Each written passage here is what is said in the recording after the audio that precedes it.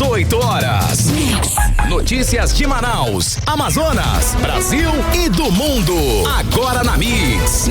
Fala, galera, muito boa noite pra você sintonizado aqui com a gente em 100,7. Começa agora mais um 18 horas comigo, Karime Leão e Kennedson Paz. Boa noite, Kennedson. Olá, Karime Leão, muito boa noite pra você. Boa noite a todos os nossos ouvintes da Rádio Mix Manaus. Gente, pra participar do 18 horas é muito fácil. Basta apenas você mandar ali uma foto, um vídeo, uma mensagem de texto, dizer pra gente o que você tá achando dos temas que a gente aborda aqui no 18 horas para o nosso WhatsApp, que é o 994887592. É isso aí, participa do 18 horas, faz o programa com a gente, vale também a sua participação. Para você que nos acompanha ao vivo pela live do YouTube, manda a sua mensagem de texto. E, gente, você também pode acompanhar o programa pelo aplicativo da Mix, é pesquisar por Rádio Mix FM na Apple Store e Play Store. Estão disponíveis para o sistema iOS e Android. E é claro, vamos seguir a gente, né, Kennedson? Nas redes sociais do @18 horas News. 18 horas. Trânsito. E a gente já começa conversando com o repórter André Meirelles, que está nas ruas da cidade com o carro do 18 horas. André, conta pra gente como é que está a volta pra casa. Muito boa noite para você, Karime, Kennedson, os ouvintes. Olha, aqui na Avenida Humberto Calderaro, tá chovendo por aqui, zona sul da capital amazonense, alguns pontos também aqui de Manaus, mas por aqui o trânsito é tranquilo até agora. Já na Avenida Altasmirim, com a rua Penetração 2, tem aquele trânsito congestionado, muitos veículos na via e chuva ainda para complicar o tráfego. Na Max Teixeira, com a rua São Judas Tadeu, já tem um trânsito mais moderado, também chove por lá. E na Desembargador João Machado Franceses, ali com a rua Professora Cacilda Pedroso, o trânsito também é carregado por lá e chove também. Na Djalma Batista, com a Rua Pará, o trânsito está um pouco mais tranquilo aqui nesse trecho da Rua Pará, só que passando aí mais à frente, o trânsito está mais carregado e também com chuva por lá. Volto com vocês. Muito obrigada, André Meirelles. Mix. Vamos aos destaques de hoje do 18 horas. Coletiva do governador Wilson Lima sobre saúde causa revolta nas redes sociais. Trânsito violento, 3 pessoas morrem em graves acidentes nas últimas horas. A praia da Ponta Branca, no bairro Educandos, passa por revitalização e é entregue para a população. Política ganha força nos bastidores a desistência do governador Wilson Lima de concorrer ao Senado. 18 horas. Esses e outros assuntos, os destaques do dia a partir de agora para você, sintonizado aqui em 100,7 até às 7 da noite no programa 18 horas de hoje, segunda-feira, dia 26 de janeiro de 2026. Você está ouvindo 18 horas. E a gente começa o programa repercutindo uma coletiva do governador Wilson Lima, que mais uma vez fala da ótima saúde pública do estado. Hoje, durante o lançamento de um novo portal que pretende ajudar a pessoa a acompanhar o tempo de fila, o volume de atendimento, ele afirmou o seguinte, abre aspas, o Amazonas vive hoje um processo de ordenamento na saúde, com hospitais funcionando, serviços ampliados e decisões tomadas em tempo real com base em dados, fecha aspas. Ou seja, mais uma vez o governador prova que não tem a menor ideia do real sofrimento que a população passa nos hospitais, de responsabilidade dele, do governo do Amazonas. E será, Karime, que ele falou dos profissionais da saúde que trabalham para o governo do estado do Amazonas e que estão com os seus pagamentos atrasados, gente? Que estamos chegando a quase 5 meses, que vários especialistas simplesmente trabalham, gente, sem receber. Será que nessa coletiva de imprensa o governador ele falou sobre as empresas terceirizadas, contratadas por ele, que inclusive hoje a gente recebeu no direct do nosso 18 horas News, Karime, que empresas estão há 8 meses sem receber. Imagina essa situação, como é que essas empresas conseguem manter o pagamento dos funcionários. É quase que impossível isso ser idealizado, né, Karime? Exato, por isso que muitas estão falindo, empresários que não conseguem honrar seus compromissos, seus pagamentos, por isso que eles não conseguem mais pagar o salário desses terceirizados que estão há 5 meses sem receber. E com certeza não é o momento para você comemorar esse cenário na saúde pública do nosso estado do Amazonas. Se ainda nós temos pacientes com câncer que precisam de tratamento, só que esses tratamentos eles são interrompidos por falta de insumos na Fundação Secom, às vezes por falta de tinta numa impressora, outras vezes por máquina quebrada há dias que não é regularizado. Então todos os dias nós recebemos denúncias graves aqui no 18 horas de superlotação, descaso, humilhação e até pessoas que desistem do atendimento porque não tem ali um profissional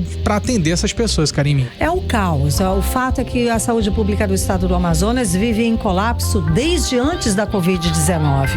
Eu lembro aqui, vou repetir, que aqui no nosso programa 18 horas, o presidente do Sindicato dos Médicos do estado do Amazonas, antes da Covid, falou aqui no nosso programa que ele foi a Brasília, foi pedir ao então ministro Mandetta a intervenção federal na saúde pública do estado do Amazonas, que já estava em colapso. Agora a gente está o quê?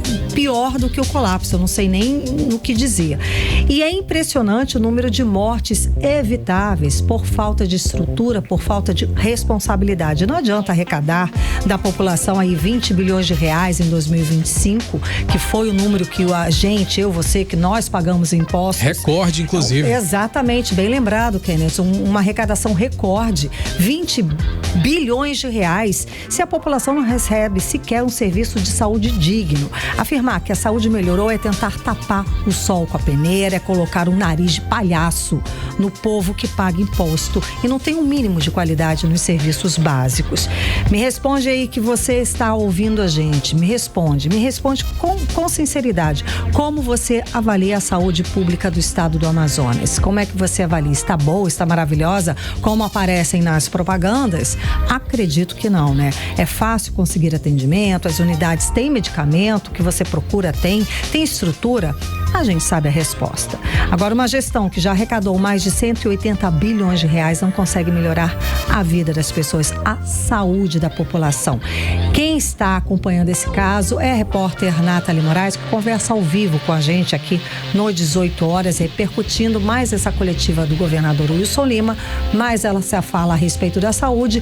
E é claro que nas redes sociais a população rasga o verbo, a população fala a verdade, criticou demais essa coletiva, não é, Nathalie? Boa noite. Boa noite, Karime, boa noite, Kennedson, e a todos os ouvintes que nos acompanham na noite dessa segunda-feira. Karime, enquanto a população do Amazonas enfrenta filas intermináveis, falta de leito, ausência de medicamentos, denúncia recorrente de abandonos, inclusive, Karime, na manhã de hoje, durante a programação aqui da Rádio Mix, no Mix News, a gente trouxe uma denúncia, né, que a gente recebeu na Balbina Mestrinho, onde estavam faltando berços, né, bebês recém-nascidos sendo colocados em bancos, né, em cadeiras plásticas por faltas de berço na Balbina Mestrinho, as grávidas sem copo para tomar água, para manter ali a hidratação, os banheiros quebrados, sem descarga, sem torneira. Como que uma puérpera, uma mulher que acabou de dar à luz, vai manter a qualidade, né, da sua saúde, a sua integridade mesmo? É um risco grave. Inclusive, uma mãe de uma mulher que tinha acabado de dar à luz trouxe essa denúncia à tona porque a filha retornou para a maternidade com infecção na cirurgia. Ela passou por uma cesariana e aí estava com uma infecção. E aí hoje, Karime, durante uma entrevista coletiva, o governo do Amazonas lançou, né, o portal da saúde do Amazonas em tempo real, né? Esse evento aconteceu na Expo Saúde Amazonas Tecnologia, Gestão e Resultados, um evento que está acontecendo no Centro de Convenções Vasques, e aí o governador trouxe tudo isso para todas as pessoas que estavam ali presentes, além da imprensa, como uma ferramenta de monitoramento para a rede hospitalar. Ele disse que estava tudo bem no funcionamento da rede hospitalar aqui no Amazonas e que essa rede vai otimizar ainda mais o que já está bom. Só que a gente sabe, Karime, que infelizmente a realidade vivida diariamente por pacientes, profissionais de saúde é bem diferente, porque a gente enfrenta um atendimento precário, a estrutura das unidades de saúde, elas realmente realmente estão entregues às baratas. E se aqui na capital tá difícil, no interior do Amazonas a situação é ainda pior. E aí, Karime, ele foi contrastado ali durante essa coletiva. Vários colegas confrontaram ele, afinal de contas foram 2 mandatos e nenhum hospital foi construído. Mas ele já foi ali com um discurso pronto para apresentar para a imprensa, Karime Kennedson. Inclusive, ele chegou a enfatizar, né, que seria mais fácil, né, manter um hospital do que construir um novo. Na verdade, é o contrário, Nath. Seria mais fácil atualmente construir os hospitais do que mantê-los. Ele acabou entrando em contradição. Exatamente. Que no decorrer do discurso, ele defendeu a outra ideia. Ele falou uma frase e defendeu a outra ideia. Que é completamente incoerente nesse cenário que a gente está com o Hospital do Iemuã há anos aí parado, pronto, né? Exatamente. E aí ele mesmo se contradisse no discurso, né, exatamente, Karime, né? E ele chegou a afirmar, né, que, por exemplo, ele trouxe até como exemplo o Complexo Hospitalar da Zona Sul, que hoje é administrado pela organização social Agir, já recebeu mais de 30 milhões de reais e a gente sabe o caos que está naquela unidade. Eu separei, inclusive, um trechinho aí da fala do governador Wilson Lima, a gente vai conferir a partir de agora. Função e funcionamento das unidades de saúde. Hoje, um hospital como um complexo hospitalar sul, ele deve estar orçado em 100 milhões, 150 milhões de reais. Isso é a construção, uma obra entregue, pronta. Para manter um complexo daquele, você gasta por mês 32, 35 milhões de reais. Então, é muito mais barato você construir do que você manter uma unidade dessa. Agora, não adianta você só construir se você não colocar para funcionar. O problema do Amazonas não era a falta de hospitais. 18 horas. Pois é, Karime Kennedson, como a gente acabou de ouvir aí a fala do governador Wilson Lima, ele disse que o problema do Amazonas nunca foi a falta de hospitais. Inclusive, ele foi enfático em afirmar, mais uma vez, trazer como exemplo o padrão Delfina Aziz. Ele trouxe até uma ampliação de leitos que foi feita por lá, mas infelizmente o padrão Delfina não atende às demais unidades. Aí não dá, aí tá. Tem transplante de rim, que ele falou que aumentou e tudo mais. Aí na outra ponta é um outro hospital que não tem berço para as crianças, para os recém-nascidos, que ficam em cima de cadeiras. Aí não tem papel higiênico no banheiro. Daí você vai. A grávida 28, não tem uma torneira. A grávida não tem uma torneira. Quer dizer, que padrão é esse?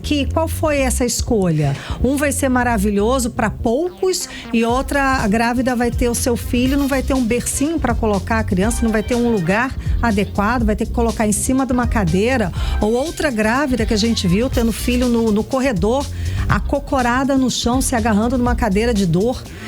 E os pacientes em tratamento de câncer, gente, que tem um tratamento interrompido por falta de tinta na impressora, por falta de equipamento que deveria estar pronto. Então, assim, ele citou um acerto, aumento de leitos, mas e esses profissionais que trabalham lá, eles estão recebendo direito? Essas empresas terceirizadas, por acaso, são as empresas que ele está dando calote de mais de 8 meses? Então, é uma contradição atrás da outra. Ele pega 2 acertos, ok, aumentou o leito, tem estrutura?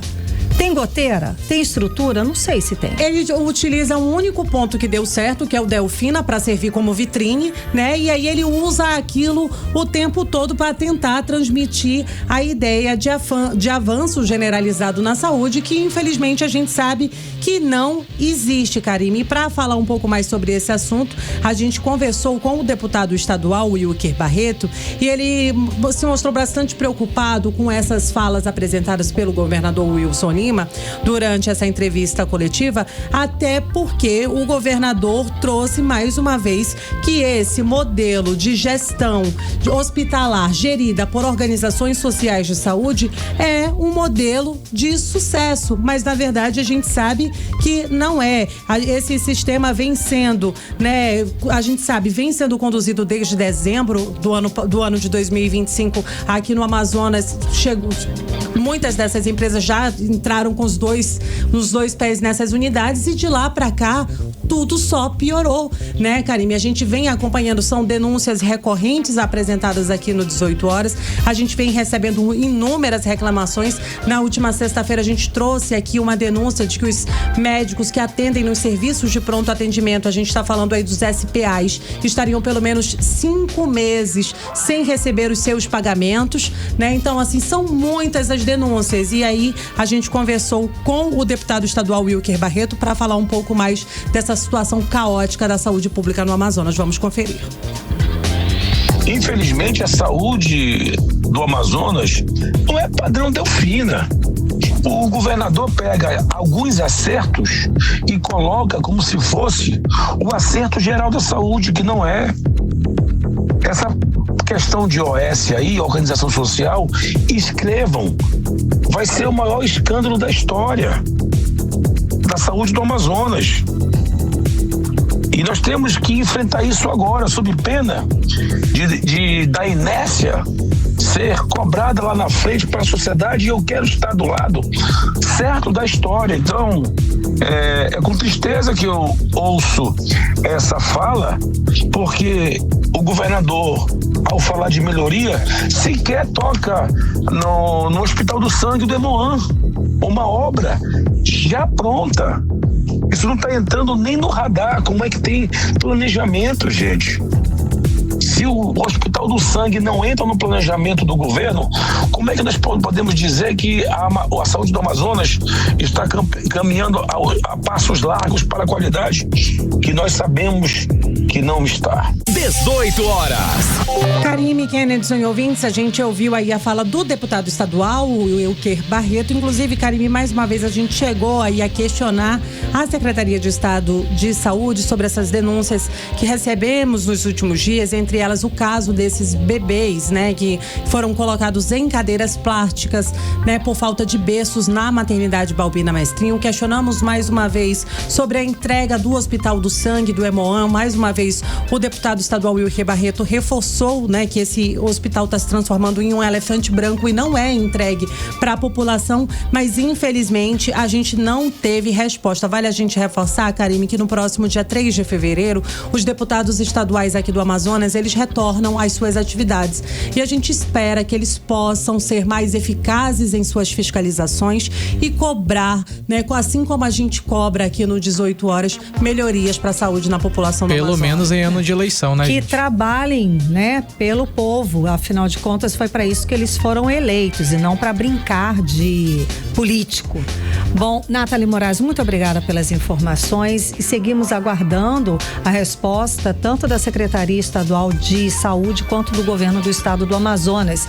Porque a população merece sim essa satisfação e é dever do estado dar satisfação da população que paga imposto, paga caro, e na hora de ter o serviço é isso que acontece. É a criança recém-nascida que tem que ficar numa cadeira plástica porque o estado não consegue sequer ter um bercinho para essa mãe. Muito obrigada, Nathalie Moraes. Boa noite. Você está ouvindo 18 horas. E as agências do INSS em todo o país estarão fechadas de quarta-feira, dia 28, até a próxima sexta-feira, dia 30, para atendimento presencial. O motivo é que eles trabalham nas melhorias dos programas dos sistemas previdenciários da Dataprev, empresa responsável pela tecnologia da informação da Previdência Social. Tem mais dados aí, Kennedy. Vale lembrar que os canais remotos de atendimento, como o Meu INSS, o site aplicativo e a central telefônica 135, vão funcionar normalmente até o dia 27, com mais de 100 serviços disponíveis. Só que, atenção, esses serviços vão ficar suspensos a partir das 7 da noite, do dia 27 até o dia 31 de janeiro, ok? Então, esses serviços online de telefonia, o site e o aplicativo do INSS vão ser suspensos a partir das 7 horas do dia 27 até o dia 31 de janeiro para modernização do sistema. 18 horas. O trânsito voltou a fazer vítimas nas últimas horas aqui no nosso estado do Amazonas. Pelo menos 3 mortes aconteceram aqui na nossa capital e uma morte foi no interior do estado. E aqui em Manaus, entre as vítimas estão 2 motociclistas. No interior do estado, lá em Taquatiara, o filho de uma vereadora foi vítima de um acidente de carro nesse domingo.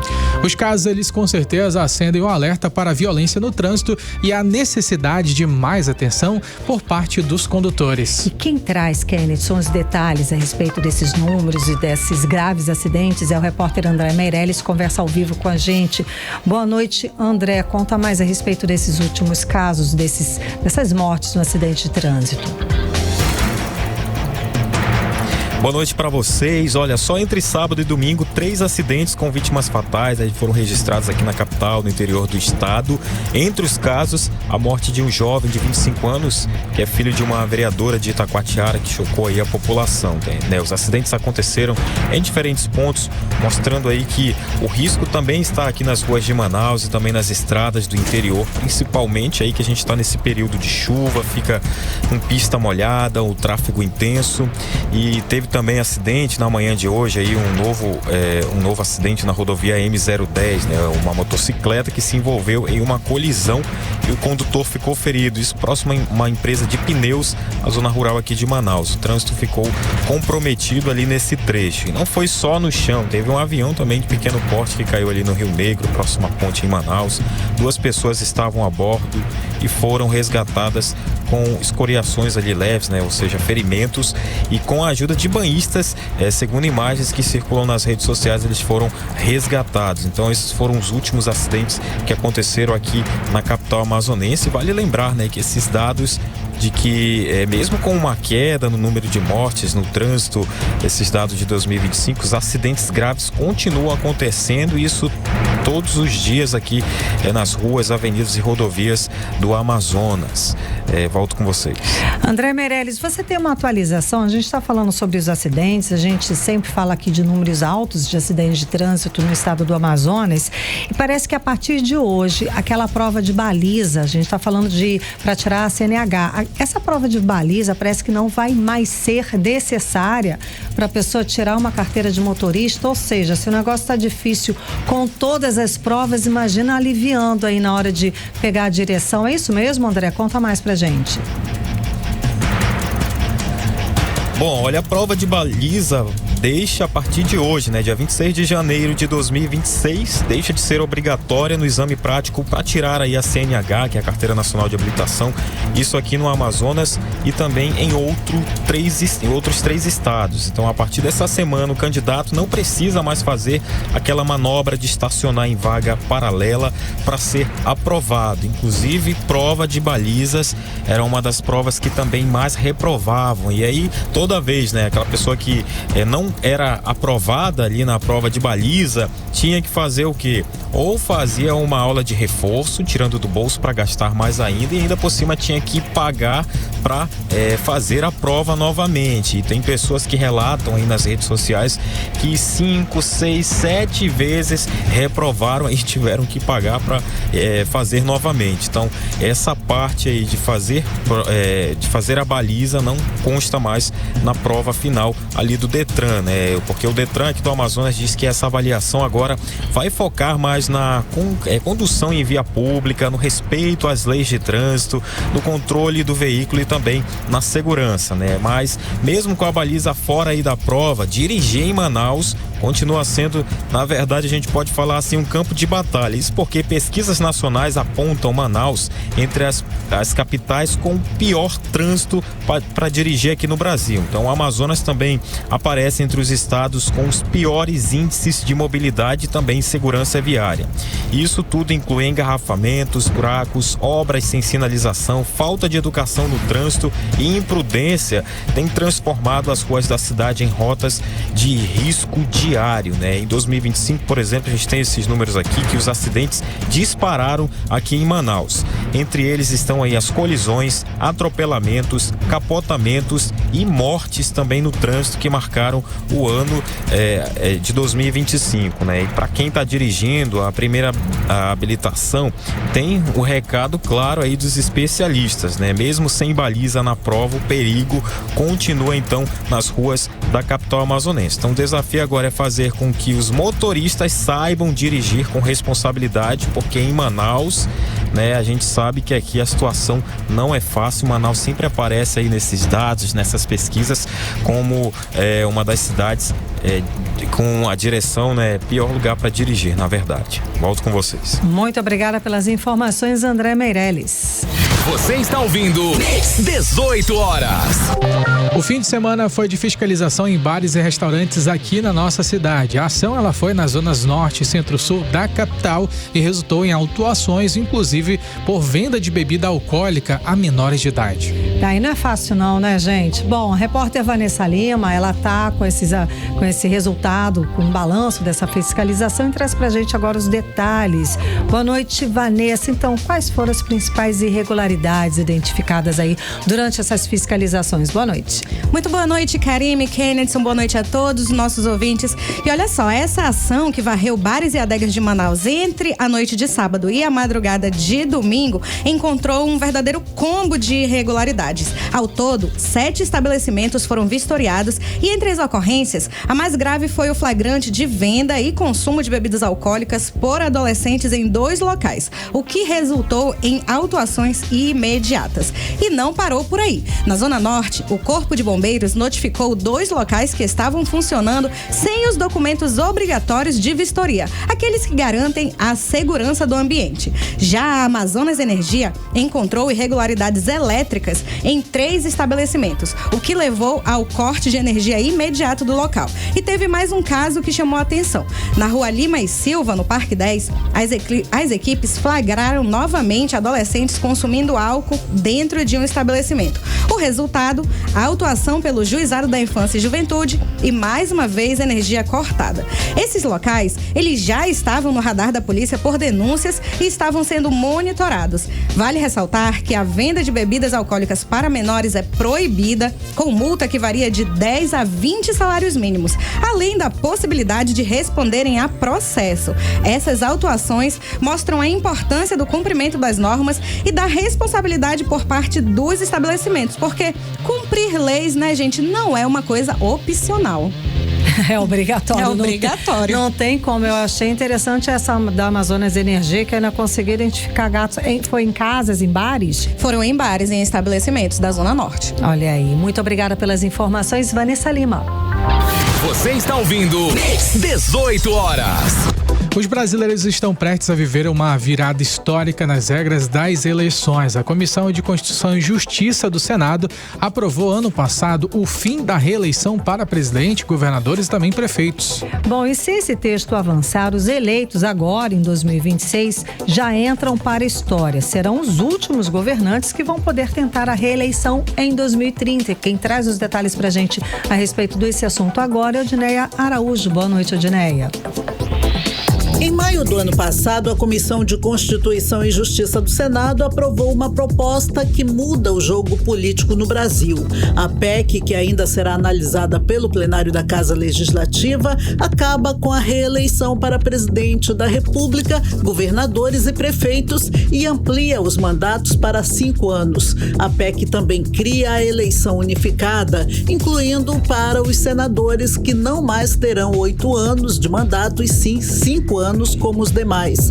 Pelo texto, as regras atuais valem só até 2026, ou seja, até as eleições deste ano. E depois começa uma mudança gradual. Em 2028, os prefeitos ainda poderão disputar a reeleição pela última vez com mandato estendido. Já em 2030, fica proibida a reeleição para prefeito, governadores e presidente da República. E a partir de 2034, não haverá haverá mais reeleição no país e todas as eleições passam a ocorrer de uma só vez, acabando com votações a cada 2 anos. Para o relator da matéria, o senador Marcelo Castro, a eleição a cada 2 anos só gera instabilidade política. Esse momento é um momento para a gente celebrar. Votamos por aclamação na Comissão de Constituição e Justiça, mostrando que há uma convergência de opiniões, e eu espero que a gente vote também de maneira consensual, ou quem sabe até unânime no Senado. Já o autor da PEC do fim da reeleição no Brasil, o senador Jorge Cajuru, acredita que a reeleição desequilibra as disputas e prejudica a administração pública. Quem tem direito à reeleição, Cajuru, já começa o mandato pensando nela reeleição, Cajuru. Ao escolher aí então ele um secretário, um ministro, ele pensa primeiro quem politicamente encaixa nesse cargo para dar votos a ele daqui a 4 anos ou não sei quantos anos. Ele não prioriza escolher um técnico, ou seja, alguém que não seja político e tenha a competência para exercer o cargo de um ministro ou de um secretário. Porque normalmente quem faz lambança em ministérios, em secretarias, cá entre nós, são exatamente os políticos. A proposta aguarda o retorno do recesso para a votação no plenário do Senado. Odneia Araújo para o 18 horas. Você está ouvindo 18 horas. Política. Agora em Manaus, 6 horas e 33 minutos aqui em Manaus. Tá querendo acabar o 18 horas. Pois é, né? olha aí, 7 horas a gente já ainda aqui, imagina, assunto aqui não falta. Vamos de política agora com Kennedy Paz e Nathalie Moraes. Nathalie, boa noite mais uma vez, Nathalie. Vamos lá. No meio das especulações sobre uma possível desistência da candidatura ao Senado agora, esse ano, o governador Wilson Lima, ele afirmou que o foco dele permanece integralmente na gestão do Estado até o fim do mandato dele, que é em janeiro de 2027. Será que é verdade esse bilhete, Nathalie? Mais uma vez, boa noite para você, Karime, Kennedy, e para todos que nos acompanham aqui no programa 18 horas. Karime, então, na manhã de hoje, né, antes de seguir aí para a coletiva que a gente iniciou o programa, o governador conversou com o jornalista Ronaldo Tiradentes, né, por telefone. E aí, né, claro, durante ali aquele bate-papo, o Ronaldo foi bastante enfático, né, em falar que nas últimas pesquisas ele tem ocupado ali os últimos lugares, tem mostrado, as pesquisas têm mostrado que se as eleições fossem no próximo domingo, ele estaria, né, fora do Senado, ele não conseguiria uma cadeira no Senado. E aí ele foi questionado, e aí, vai largar ou não a cadeira de governador? E aí ele disse que no momento a prioridade é cumprir a missão na qual ele foi eleito, que foi para governar o Amazonas.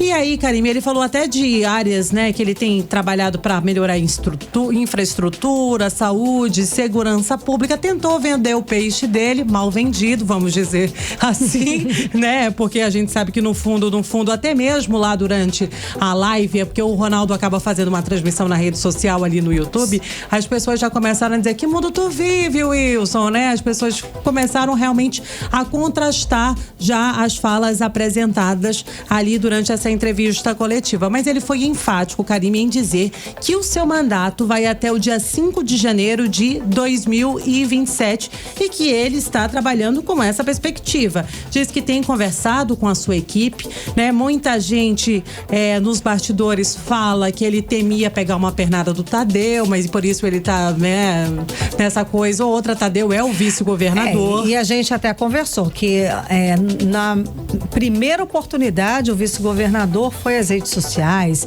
deu entrevista, acabou com a raça do estado do Amazonas, como se ele não fizesse parte também dessa gestão. Então ele já começou a meio que atuar Queimou como... a largada. Pronto, ele começou a atuar como um governador. E é isso. O que ele iria fazer? Um opositor dentro do próprio governo. Pois é. O que ele iria fazer de abril até ano que vem no comando do governo do estado do Amazonas? Aí será que foi esse que foi o medo? Ele vendeu que seria um governo perfeito. Ele exatamente. O Ronaldo não chegou a falar o nome do Tadeu. Ele não falou, né? Mas ele disse que tinha muita gente que estava trabalhando batendo ali nas 4 linhas, já na frente do gol, antes mesmo dele sair, mas a gente não precisou falar os nomes, né? Mas então, a gente aqui fala. Pois é, Karime, exatamente. Mas a gente aqui aí, falou. o governador foi lá e falou bem assim, pois é, Ronaldo, tem muita gente que tá escolhendo o caminho do palanque, mas esse não é o caminho que eu tô escolhendo agora.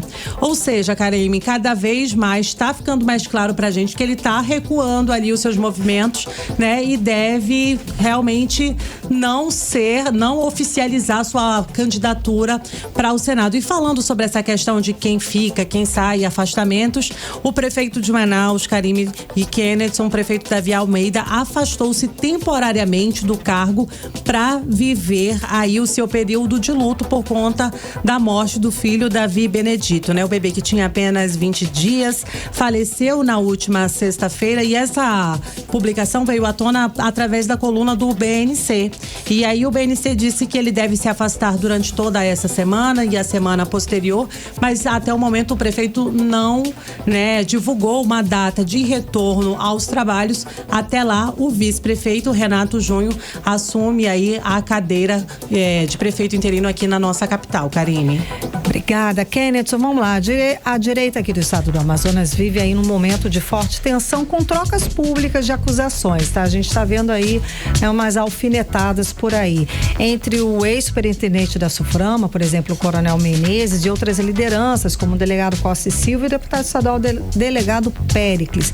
Como é que você entende esse conflito? Explica mais a respeito, Kennedson. Então, Karime, Nathalie, todos os nossos ouvintes aqui da Rádio Mix Manaus. A direita Amazonas, ela vive esse momento de muita tensão política e muito que está em jogo durante essas discussões é a questão do protagonismo político atual desse cenário e principalmente o alinhamento com o bolsonarismo, em que de fato fala ali no nome de Bolsonaro nessa questão. Então, é muito sobre essa discussão. Todos eles estão falando principalmente a respeito do Coronel Menezes, deputada Débora Menezes, também nessa ação que eles participaram da caminhada pela liberdade com o Nicolas Ferreira, deputado federal, e na visão de muitos parlamentares do estado do Amazonas, essa tentativa do Coronel Menezes de se aproximar de Nicolas Ferreira, basicamente é um aceno claro a todo o eleitorado bolsonarista de que ele está de volta ao jogo e principalmente do lado do bolsonarismo, do lado de Nicolas Ferreira, do lado da direita. Kennedson, mas todo mundo, né, durante essa confusão toda, acaba chamando o Coronel Alfredo de Menezes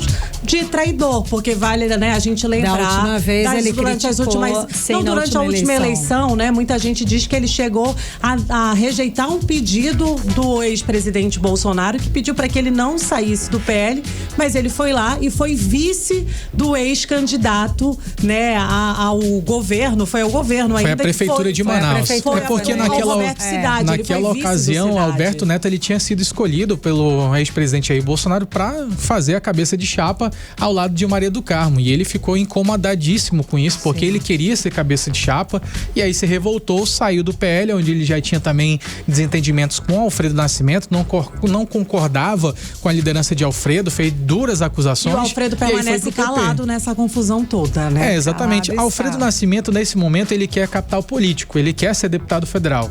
Então, ele já deixou isso bem claro, e nesse momento ele não quer se colocar no meio dessas discussões que acabem resultando em perda de capital político. Ele quer se manter no centro da influência. Nesse momento, você arrumar uma briga, você tem que estar muito claro com a sua estratégia política, porque realmente você perde, é uma perda de capital político. Agora, o Coronel Menezes, que fez questão de ir lá participar da corrida do Nicolas, fez questão de ser visto, ser fotografado, agora ele está forçando uma barra para voltar, né, aos holofotes oficiais da direita, né? Com certeza, é porque o eleitorado que fez o Coronel Menezes conhecido foi o eleitorado da direita. Sim. É a grande comunidade da direita, a comunidade que gosta do ex-presidente Jair Bolsonaro, esteve ao lado do ex-presidente Bolsonaro, ainda apoia que o ex-presidente ele saia para poder se candidatar numa hipótese que é muito lúdica nesse momento, mas existem muitas pessoas que acreditam nisso. Então, ele sabe que esse eleitorado, ele é muito forte. e ele teria o potencial, caso conseguisse reconquistar essa população que é muito grande aqui no nosso estado do Amazonas, ele teria chance nessas próximas eleições. Só que a população, o eleitor, ele sabe quem é de verdade, ele sabe quem está ali ao lado em todas as circunstâncias, porque hoje o bolsonarismo ele tem sido visto até de forma muito degradante na sociedade. As pessoas acreditam que seja uma pessoa lunática e começam a fazer vários termos, e nessa questão as pessoas acabam reconhecendo quem de fato se mantém mesmo em meio às pressões. Mas se o Menezes está sofrendo rejeição, a filha, Débora Menezes, no outro ponto, né, Kennedson, hoje ela deu o que falar nas redes sociais, porque foi uma verdadeira comoção, né? Uma comitiva. Fãs estavam ali no aeroporto Eduardo Gomes, esperando a chegada da deputada estadual que foi participar dessa caminhada, desse movimento lá em Brasília. Karime, tinha gente chorando no aeroporto para receber a deputada. Eu achei meio teatral.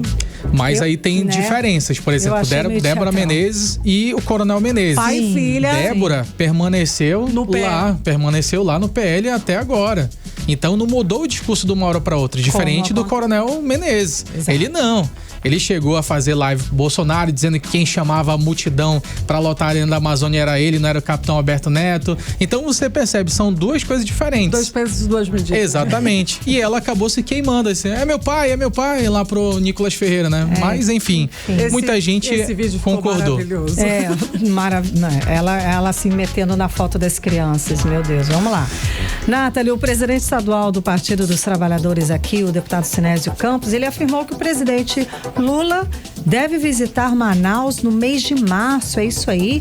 E uma visita presidencial no ano eleitoral significa muito. Muito, Karime, né? O deputado estadual Sinésio Campos, presidente aí do Partido dos Trabalhadores aqui no Amazonas, disse que em março o presidente Lula deve vir a Manaus, acompanhado aí de uma caravana federativa prevista para estar aqui, né? Não só o presidente, mas muita gente que faz parte aí dos ministérios, governo federal, devem chegar aqui na nossa capital para realizar uma grande caravana federativa. Todos os ministérios devem desembarcar em Manaus e atender principalmente a população em muitas pautas importantes. A gente sabe que está em ano eleitoral, Karime, e quem não é visto não é lembrado, né, minha amiga? E aí eles vêm aqui para fazer muitas articulações. Vale a gente reforçar, o Lula já falou algumas vezes que o candidato dele é o Omar Aziz, né? Então, assim, muito se espera que com a vinda do presidente a Manaus ele declare isso, e talvez, Karime, em março a gente venha a ter essa definição. Quem é a indicação? Pode ser que o Lula indique o vice do Omar.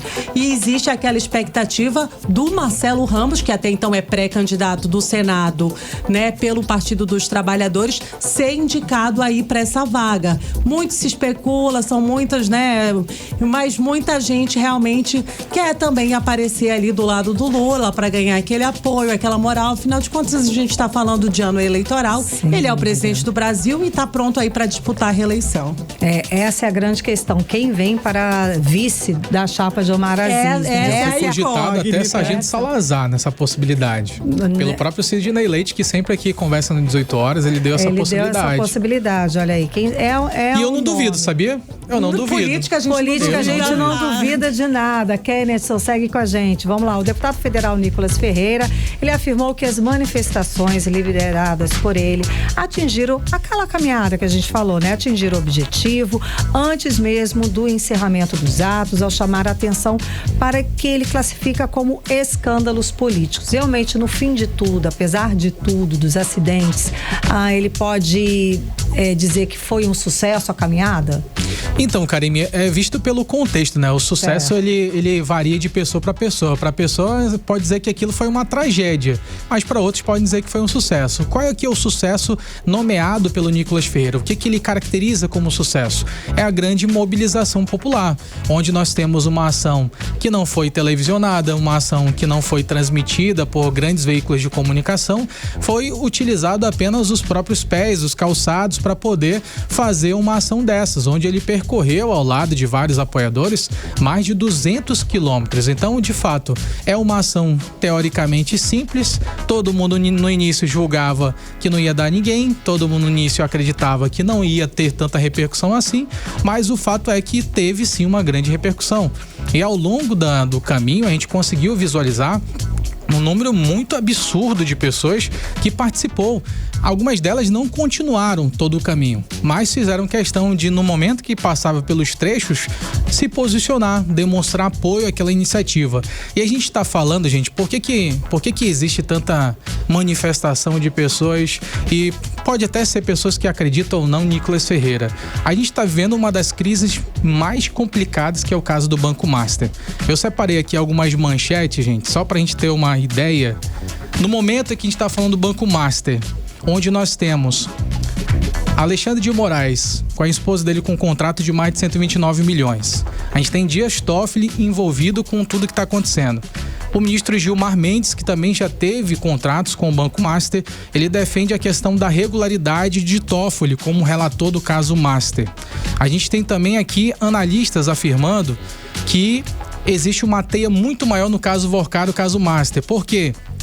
Porque em dezembro de 2024, com a presença do ex-ministro Guido Mantega e também do então presidente do Banco Central, Gabriel Galípolo, o presidente Lula se reuniu com o Daniel Vorcado lá no Planalto Central. A gente tem também várias outras manchetes de hoje dessa situação. Olha só o que fica mais absurdo. O ministro Ricardo Lewandowski, ele teve um contrato de mais de 5 milhões de reais com o caso Master. Ou seja, escândalos que não acabam mais. Denúncias graves, denúncias envolvendo a alta cúpula do governo federal é que não faltam para que a população vá às ruas e peça, sim, chamar a atenção contra esses escândalos políticos que, no mínimo, devem ser investigados. Não são porque a Procuradoria-Geral da República, ela nega todos os pedidos de investigação, não dá o mínimo direito ao contraditório. Porque isso no direito acontece. Você tem que dar o direito ao contraditório. Você tem que provar ser culpado ou inocente. Só que nesse caso nós não temos essa resposta. E essas incertezas acabam gerando preocupação da população e a população vai pra rua. Independente de quem seja a liderança, eles estão inconformados com o tema. É tipo a segurança pública que a gente já comentou aqui. Independente de que lado, é uma questão prioritária você apurar as irregularidades ou as graves denúncias que acontecem na cúpula do governo federal, sem dúvida alguma. Muito obrigada pelas informações, Kennedson Paes e Nathalie Moraes. Você está ouvindo 18 horas. Daqui a pouco aqui no 18 horas vamos atualizar as informações sobre a prisão do pai acusado de matar o próprio filho aqui em Manaus. É o nosso assunto em instantes. 18 horas. Trânsito. André Meirelles fala de novo com a gente como é que está a volta para casa pelas ruas de Manaus. Olha, ainda com chuvisco aqui pela capital amazonense em algumas áreas, mas olha só, pela Avenida Djalma Batista o trânsito continua carregado, um pouquinho com mais folga, mas carregado. A gente está falando de volta para casa, de sentido centro-bairro. Agora pela Avenida Brasil, onde o carro de 18 horas passou agora há pouco, tem trânsito moderado, né? Aquele trânsito carregado e pesado e dá para trafegar pelo local. Volto com vocês. Muito obrigada, André Meirelles. 18 horas. Previsão do tempo. Vamos agora saber a previsão do tempo com Vanessa Lima. Vanessa, a chuva segue? A chuva segue, Kennedson. Muito boa noite para você, para Karime e para todos os nossos ouvintes novamente. Depois de um fim de semana chuvoso, Manaus amanheceu com muitas nuvens e pancadas de chuva ao longo do dia. A Prefeitura de Manaus acendeu o sinal de alerta nesta segunda-feira e a capital entrou oficialmente em estado de atenção por causa da previsão de chuvas intensas, acompanhadas de ventos fortes e raios com validade até às 8 horas da noite de hoje. Diante desse quadro, as equipes de monitoramento da Defesa Civil reforçam o pedido para que a população fique atenta e em qualquer situação de risco ou emergência, o contato deve ser feito imediatamente pelo número 199. Então, fiquem seguros. E agora vamos falar sobre o clima de amanhã, 27 de janeiro, terça-feira. Segundo o Clima Tempo, na terça, Manaus deve seguir com cara de inverno amazônico, trazendo chuva leve ao longo do dia. A previsão aponta 40% de chance de chuva, principalmente no período da manhã e início da tarde. À noite, a chuva perde força e o céu começa a abrir um pouco, ficando parcialmente nublado, com apenas 16% de chance de precipitações. A temperatura nessa terça varia entre mínima de 23 e máxima de 29 graus e a umidade relativa do ar fica em torno de 76 a 100%. Mix. Vamos agora atualizar o caso sobre a prisão daquele homem que a gente não pode nem chamar de pai, né? Ele é suspeito de ter assassinado o próprio filho com requinte de crueldade, gente. Terrível, um crime que chocou o estado do Amazonas, repercutiu nacionalmente devido à brutalidade desse assassinato. André Meirelles conta pra gente as atualizações. Boa noite, André. Muito boa noite. Olha, detalhes revelados pela polícia expõem a frieza e também a estratégia de Fernando Melo, né, que foi preso na madrugada desse sábado. Segundo a polícia, Fernando ele confessou ali informalmente na hora que matou o próprio filho de apenas 3 anos e tentou manipular a família e as autoridades para ganhar tempo depois do crime. Então, logo depois disso, ele fez uma chamada de vídeo, inclusive, para um filho que mora no exterior. Nessa ligação, ele mostrava ali cortes nos braços e dizia que iria tirar a própria vida, né, numa suposta tentativa de pedir perdão. Só que, segundo a polícia, tudo não passava de uma encenação. Agora, antes de seguir aqui com mais detalhes da polícia e da investigação, Kennedson, aos ouvintes, Karime, é importante a gente ouvir também a advogada da família do pequeno Manuel, que ela avalia que a defesa do suspeito que está sendo feita aí pela Defensoria Pública do Estado pode alegar uma insanidade mental, né? Uma tese que, segundo ela, já estaria sendo construída desde o depoimento, quando o Fernando aí, esse suspeito, optou por ficar em silêncio. Vamos acompanhar. Ele não falou nada, ele se reservou o direito de ficar em silêncio. Ele já tem advogado, o advogado orientou ele nesse sentido, de que ele permanecesse em silêncio. E não houve a oitiva, né? Porque ele se resguardou a esse direito. E a expectativa é que a gente consiga uma pena muito alta. Isso se não for pro lado que eu tô achando que ele vai querer partir. Eu acredito que a defesa dele vai partir pro ponto de alegar insanidade. 18 horas. Tá aí, quem a gente acompanhou essa fala é a advogada de defesa da família do pequeno Manuel, é a advogada Nicole Menezes. A defesa do que matou aí a criança, suspeito de ter matado a criança, é feita pelo Estado. E isso enquanto todos acreditavam que ele estava morto, porque essa era a tese. O suspeito ele cavou um buraco na mata e se escondeu em uma área equivalente a mais de 100 campos de futebol, ali no Parque Mosaico, na zona oeste de Manaus. Segundo a polícia, em um determinado momento ele chegou a ouvir os agentes passando a poucos metros do esconderijo. Aí no início a polícia procurava um corpo, mas as investigações mudou de rumo quando alguns adolescentes ali que tomavam banho em Igarapé relataram ter visto um homem com as mesmas características ali na região. Então, com a nova informação, o cerco foi formado com drones termais e também cães farejadores. E encontraram ali ele debilitado, fraco, com fome, saiu da mata ali para tentar pedir ajuda, e foi nesse momento que a viatura da polícia encontrou ele no local. Ele acabou se entregando, né? Fernando, ele foi preso e agora vai responder por diversos crimes, como explica agora pra gente o delegado da Homicídios e Sequestros, Adanor Porto.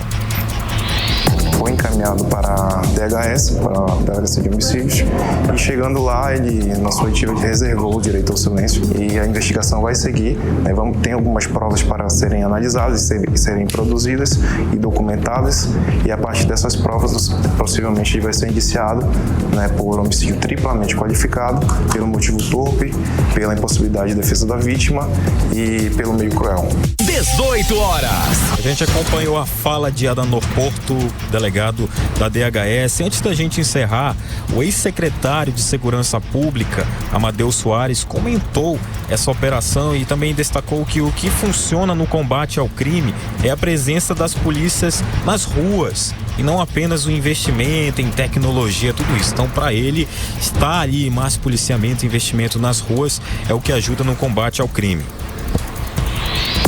Foi preso por 2 policiais de rua, né, de patrulha, e a prova cabal de que o policiamento de primeira malha, policiamento comunitário, estando postado, a resposta vem rápido e de uma forma eficiente e barata, sem espetacularização, sem helicóptero, sem todo aquele embuste, aquela ficela que já é a marca deste governo.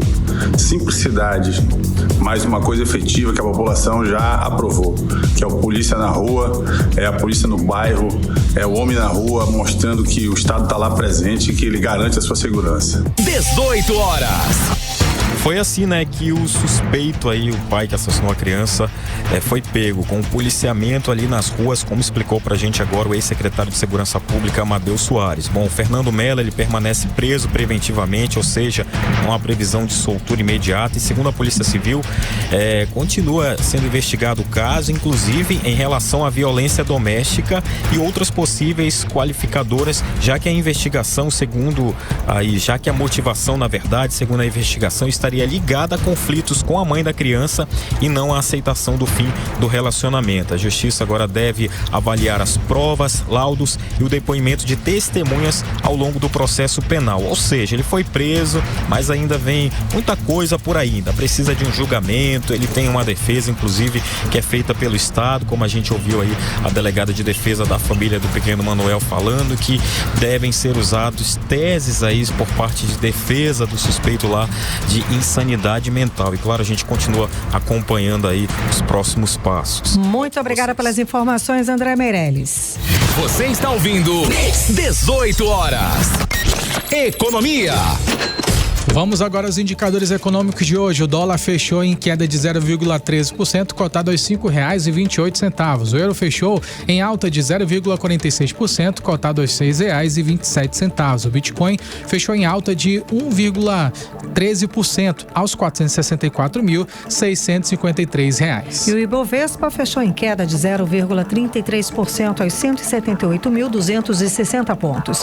E a Petrobras anunciou hoje que vai reduzir em 5,2% o preço da gasolina vendida para as distribuidoras a partir de terça-feira. Mas essa redução não chega aqui ao estado do Amazonas. O preço da gasolina acumula alta de 52,6% desde a privatização da refinaria de Manaus, a REAM, em 2022. 18 horas. Manaus já começou a entrar em clima de carnaval.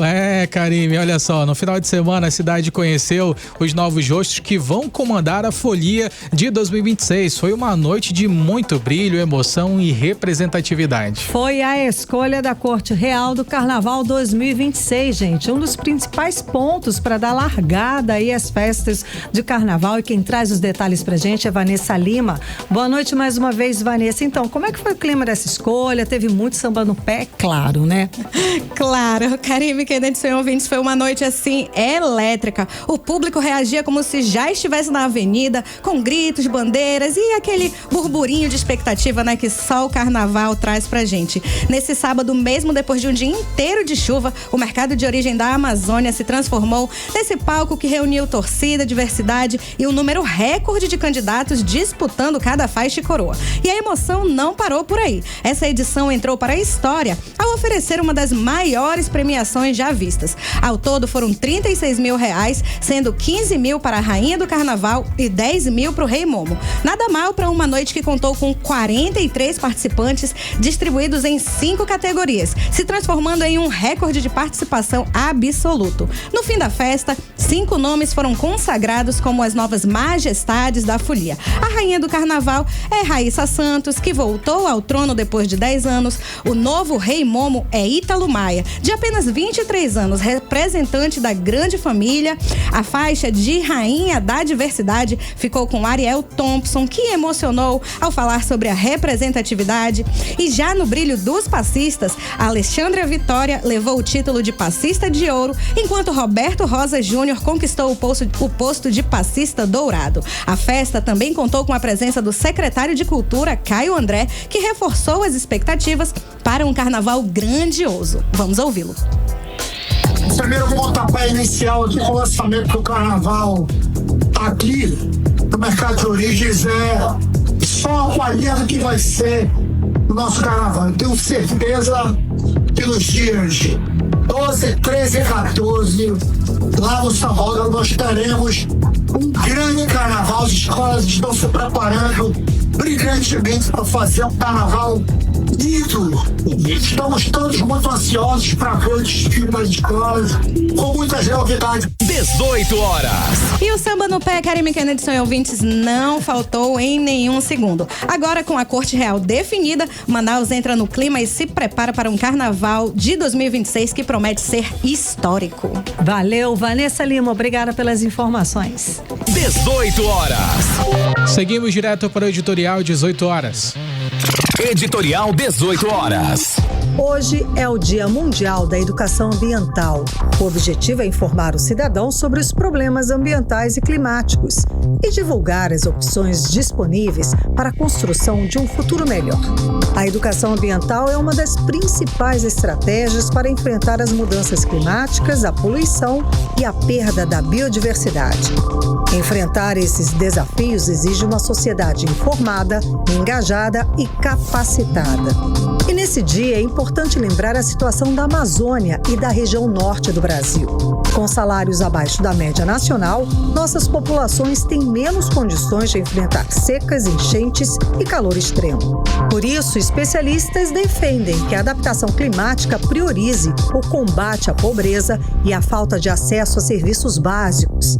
Nada mais óbvio dizer quando a desigualdade social e econômica dita a vida também é desigual a forma como os eventos extremos atingem cada comunidade.